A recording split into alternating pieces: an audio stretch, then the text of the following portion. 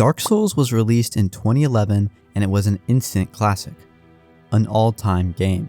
People were blown away by the game's atmosphere, combat mechanics, level design, bosses, overall feel, difficulty, etc. No game before it, with the exception of Demon's Souls, was at all like Dark Souls. Yes, Dark Souls was an ARPG, but it had many unique qualities, and beyond that, the way they combined these qualities is what made it special. Again, like no game before it. Because of how much Dark Souls was loved, this sparked the birth of an entire new genre of video games. The Souls-like. Fast forward a decade later, and it had become widely accepted that the 7 best Souls-like games were all games developed by From Software, as either direct sequels to Dark Souls, or as obvious spiritual successors to Dark Souls, with these games being crowned members of the Soulsborne franchise.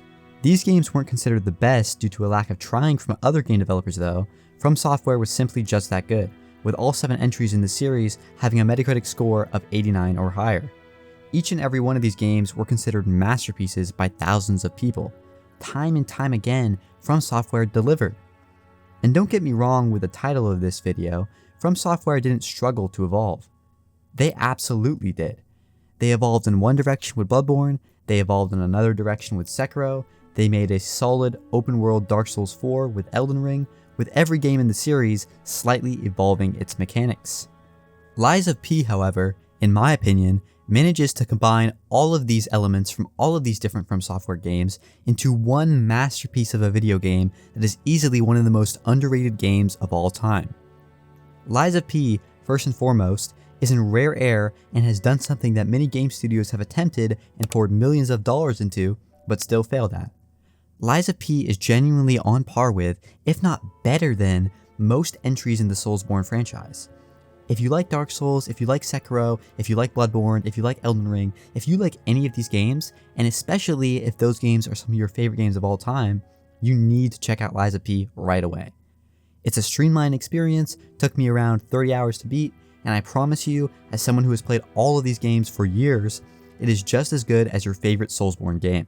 Generally, when I make the claim that Lies of P is a better evolution of the Soulsborne formula, I'm talking about things like the combat mechanics, the bosses, the areas, the normal things that people talk about when comparing the Soulsborne games with each other. Lies of P simply does many of these things better, and I'll get to that, I will, but first I want to quickly say that the amount of quality of life improvements in this game truly should not be overlooked.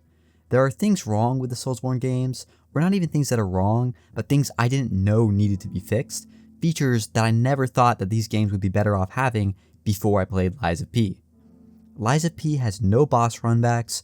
Upon death in Lies of P, it tells you how many souls you've lost and how many are available to be reclaimed. There is a use held ergo function to where anytime you go to buy something or level up, within that menu you can easily add your stored souls to your overall currency. The game tells you in the corner of your screen how many level ups you have with your current amount of acquired souls. The game tells you in the level up menu how your weapons scale with certain stats. Last but not least, the most important and most impactful quality of life change in this game is the addition of small quest markers that genuinely allow you to access so much more content and experience the game in its totality without checking the internet to see if you're missing something. One of my biggest gripes with Elden Ring is how vague the quest descriptions were. I hate handholding and quest design just as much as the next guy. I don't want an arrow constantly pointing to where I need to go to do a side or a main quest. I don't want a compass bar telling me how many meters I am away from furthering progress in a game. All of that takes me out of the game, and I think that's something that From Software understood, and that's the reason they chose to completely remove all of this from their games. But man, it just gets to a point. There are so many quest lines in Elden Ring, and if you told me that you experienced even half of them on one blind playthrough without YouTube telling you where to go, I would not believe you. In attempting to solve this problem of game-breaking immersion by way of quest lines telling you exactly where to go, Elden Ring and pretty much all of the Soulsborne games make it impossible to understand what quests are actually asking you to do. You can't actually experience the content without looking up a YouTube video walkthrough where you watch some guy give a voiceover telling you exactly where to walk, what buttons to press, and all of that just to experience the content that's actually in the game you paid for. It's truly ridiculous, and I don't understand how this bare-bones system stood for over 10 years without any significant changes being made to the system through 7 separate entries. In Lies of P, all they did was add a small marker, with the head of the person or item of interest next to the Stargazer title within each Stargazer. There's also a little tiny blue icon indicating you have an unfinished quest. There is no mention in this game of the word quest, there are no map markers telling you where to go. It's handled in the least obnoxious way possible and in the simplest way possible, all the while being absolutely perfect. People sit around all day talking about how to create actually good, non-immersion breaking quest design in these games. Much like I did myself in my Elden Ring video, saying maybe they should do quest design the same way that Ghost of Tsushima did, or some shit like that. Maybe that's why From Software got stuck. Maybe they were overthinking it, but it really was this simple. And that simple change made such a drastic difference in the gameplay experience for me, as I got to experience all of the content while at the same time not having to use my phone to look up a lot of extra information or something like that. Anyways, those are just quality of life improvements. If Lords of the Fallen or Mortal Shell had those things, those games would still be dog shit, or at the very best, mid. Lies of P really stands out because of the core gameplay elements that it evolves upon like no other Soulsborne game has, not because of the simple little user interface tweaks. Lies of P does something that I have been vaguely asking for years on this channel. I've been pleading for From Software to please make a game that utilizes and actually combines combat mechanics between the Souls games and the Souls spin-offs, Bloodborne and Sekiro. Lies of P combines these elements masterfully in their first crack at any Souls-like and in Round 8's second video game ever. The difficulty balancing and combination of these elements, along with the enemy attack types, how the enemies move and all of that, it's all perfect. And as I'm writing the script, I'm realizing how hard it actually is to explain these new mechanics and combinations of mechanics to someone who has never played Lies of P. It's hard to put into words. There's a deflect parrying mechanic from Sekiro, but it's also harder than Sekiro, tighter, and you have to engage with it differently by clicking it sooner and sticking to it for it to count as a parry. There's a block button with your regular weapon, but no shields. But the block button is also more effective and also less effective than blocking in Souls games. It's like having a wooden shield with 60% physical damage being covered, but then there's also an intertwined rally system like Bloodborne, but it works in tandem with the blocking system, allowing you to recover block damage, not just damage you've taken. Rolling and dodging through attacks works in this game too, but some attacks are red and can only be perfectly parried or gotten out of the way of completely, no iframes. You are encouraged to parry in this game as it breaks the enemy's posture much like Sekiro, but also not like Sekiro. Their posture breaks not really on damage, but on amount of successful parries, and their weapon can even break if parried enough times. When an enemy's posture breaks, they don't immediately fall over, and you have to get in a perfect charge attack within a timed window, which then fully breaks their posture. After this, they may attack 0 to 2 more times before falling over, allowing you to get a free riposte on them. Healing works much like all of these games do besides Demon's Souls and Bloodborne, with you having a certain amount of healing or Estus flasks each time you respawn. But there's this perfect little tweak to encourage aggressiveness and actually using all of them when you get hit. When you have 0 flask left, each bit of damage you do adds charge to the flask, essentially letting you get more heals if you survive and do damage to your opponent. If you've played Lies of P in its entirety, you know how amazing and satisfying this combat system is when it's all put together. When fighting some of this game's hardest bosses, you enter a flow state similar to, even at times surpassing, the one you get in Sekiro. It's so insanely satisfying to weigh your 3 options for avoiding attacks, along with weighing your options on getting attacks in, when it's worth it to go for a hit and get all of your rallied health back, or when it's more worth it to back off. When it's worth it to go in for a charged attack and a riposte, and when it's worth it to not charge in and back off. When fighting a boss, you have to ask yourself the question and really think about it. Can I perfect parry all of these attacks, or am I genuinely better off blocking and growing health back after? Should I roll out of the way of this red attack, or should I try to parry it? I don't know if this was just the way I played the game, or if I was simply choosing not to use these things in the other games, but Lies of P really pushed me to use the alternative offensive mechanics, and doing so was extremely fun and felt really good in ways that the other Souls games just didn't. The Legion arm, similar to the prosthetic in Sekiro, features 8 different left trigger abilities that can do everything from firing a ranged shot, to blocking, to pulling enemies in, to shooting a fire blast, again, a lot like the prosthetic from Sekiro. This game has you seriously manage weapon durability during combat along with certain status effects. Enemies will give you weapon decay, poison, and other effects, having you seriously engage with the consumables. Asking yourself, if you're in too deep and far enough away from a stargazer for it to be worth it to use one of the limited consumable attribute removal cures, or one that slows how fast you get these ailments. There's an incredibly engaging skill tree as well that will drastically change how you play the game. There are also 2 Fable attacks for each weapon that recharged based on how you upgrade your skill tree and attributes, which work like weapon arts from Elden Ring. Oh, and did I mention that most weapons in this game can be split apart and recombined with different weapon heads and handles, allowing you to create unique lengths, Fable art combinations, weapon scaling, etc. The game also has weapon cranks, allowing you to modify any weapon to scale more favorably towards your build, balanced, strength, dexterity, or advance. There are also amulets which provide different abilities along with your armor pieces, which provide different resistances to different ailments and types of damage, while also having different weights, with actual clothing being strictly fashion. All of that sounds really overwhelming and almost Neo-like, but I feel like I spent just the right amount of time strategizing in menus, and it was so fun. My personal favorite alternative defensive or offensive ability were the weapon grindstones.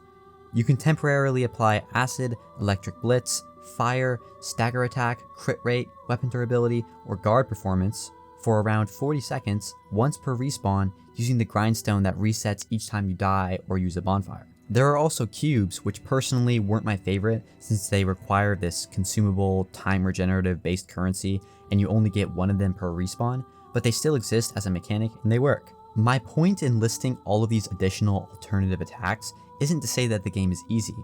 It really isn't, and it's one of the hardest Souls games I've ever played. Lies of P can be easy though. If you use all of these, you fully upgrade your weapons, you play on the easiest difficulty, which yeah, Lies of P has 3 difficulties, very easy, easy, and normal, and it also has optional summons next to each boss fight. I wouldn't recommend playing on the easier difficulties or using summons, as with many of these games, doing these things will leave you having completed the game without the feeling of satisfaction from beating a boss you had to take 50 attempts to beat, and that's the real essence of these games in my opinion. Anyways, my point in listing these alternative offensive mechanics wasn't to overwhelm you with information. I was meaning to say these mechanics, especially the once per Stargazer ones that aren't present to the same extent in the other games, like Fable Arts, Weapon Grindstones, Legion Arms, and sometimes Cubes, were really fun to use and really fun to strategize when the best time to use them was. For me personally, I didn't rely on the prosthetic from Sekiro much because it was based on a consumable currency, and I didn't feel comfortable really using it and relying on it constantly in combat. With these games, I know I could always run into a bot and die 100 times, so if I used the prosthetic arm for Sekiro right away during all of those attempts, I'd be left without it unless I farmed for more souls and got more of those tokens needed to use the prosthetic arm. So I ended up not seeing it as a part of the core combat experience, and I ended up not using it a whole lot. Lies of P does something special with the permanent one-time use per Stargazer abilities though that I don't really see anyone at all talking about. They talk about the combat mechanics from Sekiro and Bloodborne being combined, sure, but never this. It seriously has me strategizing and fully utilizing all of these abilities in one boss encounter. It's free damage that doesn't run out. It looks cool and makes you feel cool as shit too. On the Puppet King, I fired 1 Falcon Eye shot as I came in. On that green Monster of the Swamp boss fight that taxed your weapon durability a lot, I upgraded my skill tree to allow me to recover significant amounts of durability when using a grindstone. Then I quickly used the grindstone as soon as he got to his second phase. I found this worked perfectly for me. On puppet bosses, I used the electric blitz grindstone. On carcasses like Champion Victor, I used the acid. On Lalaxia, as soon as she gets to her second phase, she fires tons of quick, high damage bolts at you that do tons of damage if you mistime a parry of just 1.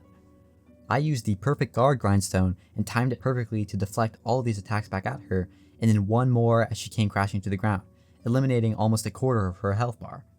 On the attempt that I beat Simon, I had used all of these alternative methods and I had no heals and we both had a sliver of health left, so I took the gamble and used my health regeneration cube, winning the fight, which was extremely satisfying.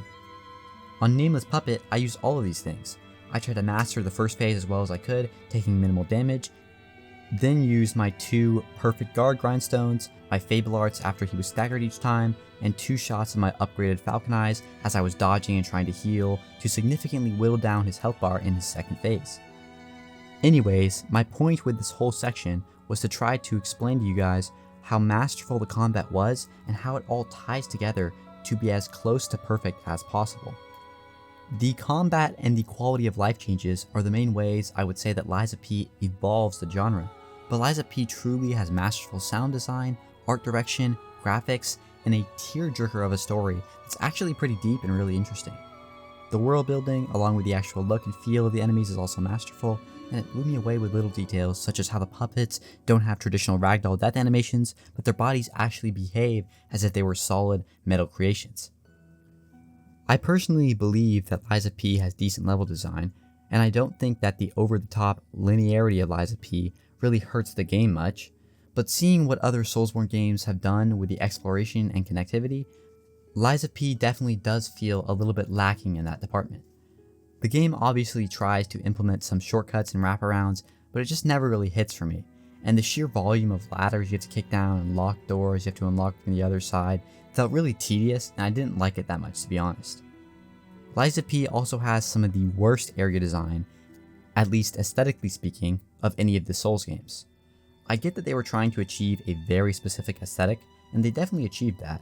The game feels very gothic, European, steampunk-esque. You know the style they were trying to go for. They definitely achieved that, but they still could have fit that style without having the entire game be gray from start to finish, with little to no real variability in how the places looked across the game. Lies of P is generally a step in the right direction, but this definitely would be my biggest gripe with the game. The opposite of one of the problems I had with Elden Ring. Whereas in that game there were too many different fantastical looking zones, and I felt like it had no real identity.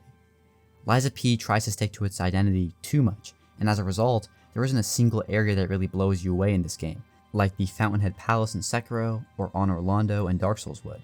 I think that the final area of the game was an attempt at this, but it ended up feeling more or less the same. This is a divisive area in the community though, as some people really enjoyed climbing the tower and felt like a powerhouse at this point in the game, while others thought it was a slogfest.